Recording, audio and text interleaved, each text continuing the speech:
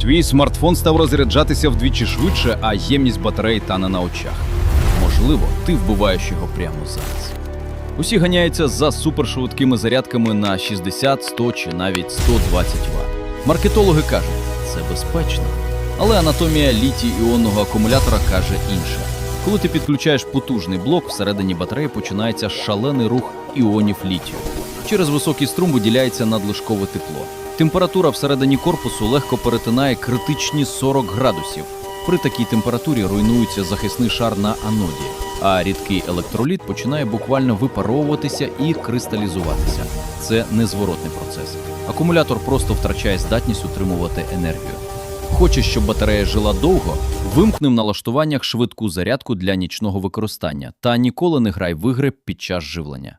А яка ємність акумулятора у тебе зараз? Пиши свій відсоток у коментарях і підписуйся на Анатомію техніки.